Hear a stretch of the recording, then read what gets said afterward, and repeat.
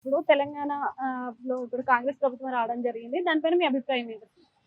ఈయన ఎందుకంటే నాకు తెలిసిన కాడికి టీఆర్ఎస్ 10 ఏళ్ళు గెలిచింది. 10 ఏళ్ల నుండి ఏం చేసిందంటే ఏడవ చూసిన బందర్లు అనేది కంప్లీట్ గా మొత్తం అమ్మేసింది. హ్మ్. బీద జనాలు చాలా ఇబ్బంది పెట్టింది. హ్మ్. కాబట్టి నాకు ఇష్టం కాంగ్రెస్ కాబట్టి మొదటి నుండి కాంగ్రెస్ కాబట్టి కాంగ్రెస్ అంటే అభిమానం. అంటే కాంగ్రెస్ కాకపోతే ప్రభుత్వం జనాలకు ఇంకా అర్థం అయితలేదు. హ్మ్.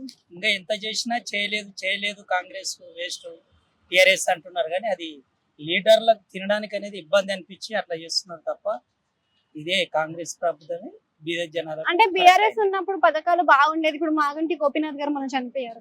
సో ఆ ఎమ్మెల్యే ఉన్నప్పుడు కూడా బాగా జరిగింది. కాన్స్టిట్యున్సీ లో అంతా బాగా ఇచ్చాడు అని అంటున్నారు కదా, మీరేమంటారు?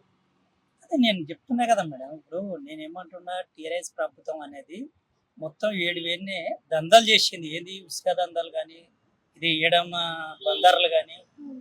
లేకపోతే ఏడేడా మన బీద వ్యక్తులు ఉంటే వాళ్ళని కొద్దిగా బెదిరించి ఆ పొలాలు గుంజుకోవడం కానీ ఇట్లా చేసి పరిపాలించి నేను చేసిన అనేది ఒకటి ఇదే అంటే అన్నమాట. జూబ్లీ హిల్స్ కాన్స్టిట్యున్సీలో చూసుకుంటే మాగంటి గోపీనాథ్ టీఆర్ఎస్ పార్టీ నుంచి చేశారు. ఆయన చనిపోవడం జరిగింది. మరి ఇప్పుడు అదే ప్రభుత్వాన్ని ఇప్పుడు మళ్ళీ పోటీ అంటే బై ఎలక్షన్స్ అయితే రాబోతున్నాయి. కాంగ్రెస్ వస్తుంది అంటారా ఈ కాన్స్టిట్యున్సీలో, లేకపోతే బీఆర్ఎస్ వస్తుంది? నాకు కరెక్ట్ గా తెలిసి జనాలు అందరూ బీద జనాలు కరెక్ట్ గా వాళ్ళు అర్థం చేసుకొని మనకు ఇప్పుడు మంచిగా చేస్తుండు కదా అనేది అర్థం చేసుకొని ఖచ్చితంగా ఓటేస్తే కాంగ్రెస్ ముందంజలో ఉంటదని నా ఉద్దేశం. అంటే ఈ కాన్స్టిట్యున్సీలో కాంగ్రెస్ వచ్చే అవకాశం ఉంది. కాంగ్రెస్